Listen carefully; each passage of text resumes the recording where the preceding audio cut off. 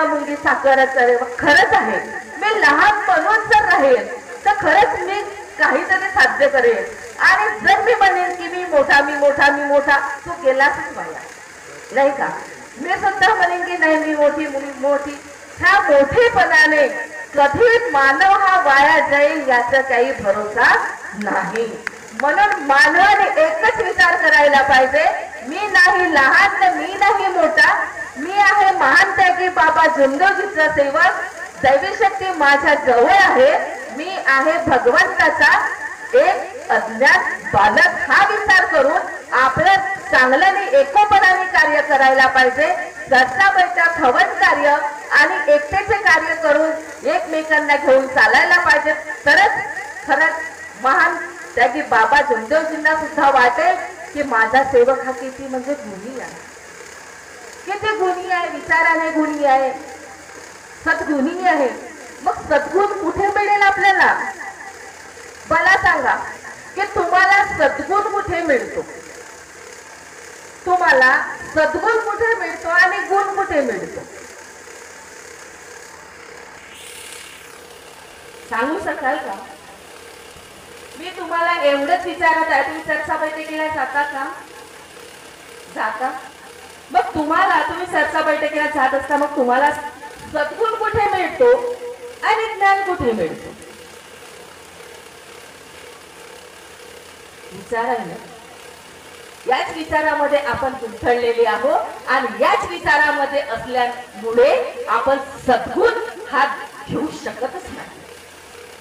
कारण की ज्ञानी मानवाजवळ बसला तर ज्ञानाचे ज्याने गुरु किल्ली उघडली तर तो फक्त आपल्याला ज्ञान देत राहील, ज्ञानाचे विचार देत राहील.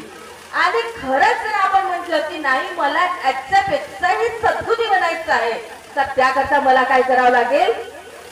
मला काय करावं लागेल तर मला सर्वांना घेऊन चालावं लागेल. आणि सर्वांना घेऊन जर मी चाललं तर माझ्या विचाराची नोंद माझ्या त्या परमात्म्याच्या डायरीमध्ये नोंद होईल आणि त्या ठिकाणी नोंद झाली तर शेवटच्या क्षणाला माझ्या आत्मेचा उद्धार करणारा तो एक भगवान आहे. त्या ठिकाणी मला सद्गुण मिळेल, त्या ठिकाणी मला सद्गुण मिळेल. त्याकरता मला आधी ज्ञान प्राप्त करणे आहे की नाही?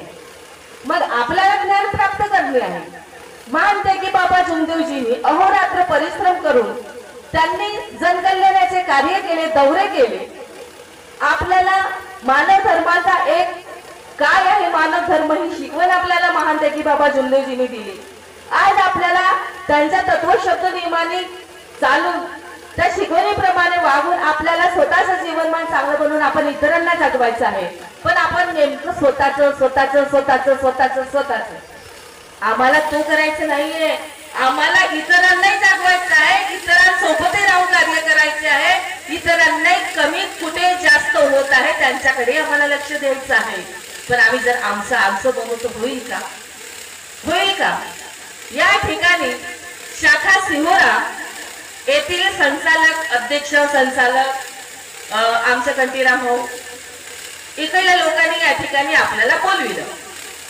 आपण कशा करता आलो या ठिकाणी? आपण या ठिकाणी कशा करता आलो?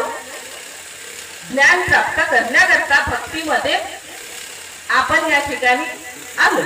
आणि आल्यानंतर या ठिकाणी जर आपण म्हणू की इकडले जरी कमी दिसत आहेत, इकडले सेवक मार्गदर्शक जरी कमी दिसत आहेत, पण आपणही महान त्यागी बाबा जुंदेवजींचे सेवक आहोत.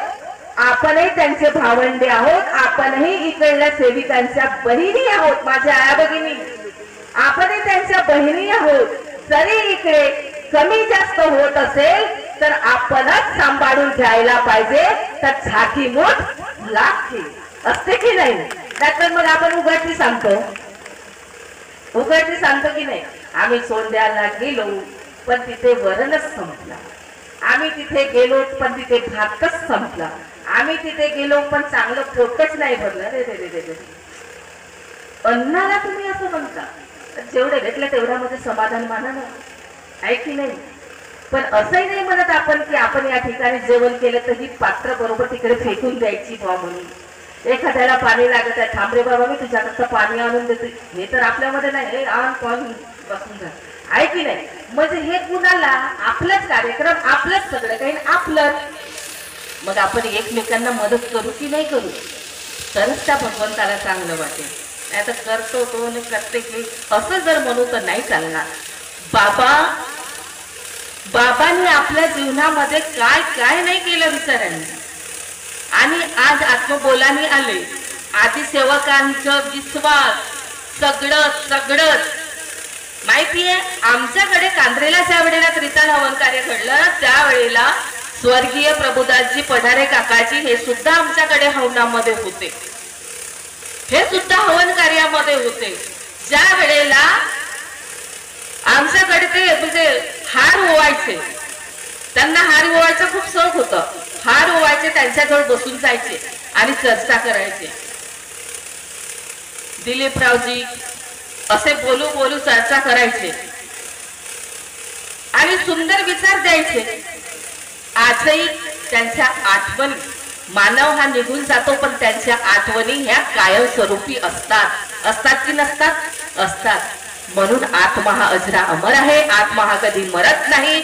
म्हणून याही ठिकाणी माझं सांगण्याचे हेतू एकच आहे की एकच मी विनंती करून कंटीराम भाऊला सांगते की भाऊ, मानव जरी चांगला असेल आणि त्याला किती जरी गालबोट लावत असेल, पण आपला भगवान तो गालबोट लागू देत नाही. आपणच चांगलं राहण्याचा प्रयत्न करावं. इतर जरी आपल्याला कुठलीही काही म्हणत असेल तर ठीक आहे, तुम्ही म्हणा, पण जर आपणच कुठेतरी त्याच्या विचाराला वाद देत असून तर मग आपण ना त्याच्यामध्ये काय, दोघेही जसेचे तसे. मग एवढीशी राहिली ते एवढे करून सांगतात की नाही? एवढी राहिलीत मग तिला आणखी मोठी बनवतात. पण सांगण्यापेक्षा आपल्या बुद्धीचा वापर करायला पाहिजे, नाही का? म्हणून खरंच त्यांच्या पाऊलावर पाऊल ठेवून कंठीराम भाऊ आणि त्यांचे संपूर्ण मित्रमंडळी त्या कार्याला पुढे आणत आहेत आणि असंच तुम्ही कार्य करावं. मार्गदर्शन करण्याकरता खूप आहे, पण मी समजू शकते. पण मी तुम्हाला सुद्धा माफी मागते की या ठिकाणी आम्हाला यायला उशीर झाला. त्याबद्दल भगवान बाबा हनुमानजी, महांतगी बाबा जिंदूजी, आई वाराणसी मला माफ करतील. पण मला ऐकायला मिळालं की इकडचे मार्गदर्शक जरा जास्तच फुटाक करतात बा म्हणून. आता उटाक कोण करू शकतो? ज्याला जास्तच असते ना तोच जास्त उटाक करतो. समजदार मनुष्य नाही करू शकत, तो समजूनच घेण्याचं कार्य करते, आहे की नाही? मग आता तुम्ही उटाक करा, आता उटक बैठक मारा, पण इथं तर माराल, पण त्याच्या जवळ मारायला सुद्धा तुम्हाला दान मिळणार नाही. असे मिळणार आपल्यावरती एकच मिळेल, परमेश्वर. इकडे तर खूप केला. म्हणून मानवाने मानवासारखं वागणं. मार्गदर्शकाचा हेतू काय आहे? मार्गदर्शकाने कसं राहावं, मार्गदर्शकाने कसं बोलावं, हे तर काही आहेच नाही, आहे की नाही? म्हणून एकमेकांना समजून घ्या, समजूत काढा, प्रेमाने राहा, प्रेमाने बोलण्याचं कार्य करा. आणि मी तुला कंटीराम भाऊ सांगते की इकडचे कार्यकर्ते जे वाहले त्यांना वाहू दे, कारण की भाऊ वाहत्या नदी जास्त पाणी राहत नाही तर या मानवाचा अहंकार कुठून राहणार आहे? हे तर असंच जाणार आहे ना. म्हणून जे जातात त्यांना जाऊ द्यायचं. जे आहेत आपले तर ते बाबाच्या विचाराचे आहेत म्हणून समजायचं, आहे की नाही? खरं आहे की खोटं आहे? खरं आहे की खोटं आहे भाऊ? खरं आहे की खोटं आहे? जे बाबाच्या विचाराचे आहेत ते जवळ राहणार, जे बाबाच्या विचाराचेच नाही तर ते जाणारच. जाणाऱ्याला आपण थांबवू शकत नाही आणि येणाऱ्याला थांबवू शकत नाही. तुम्ही थांबवू शकता का?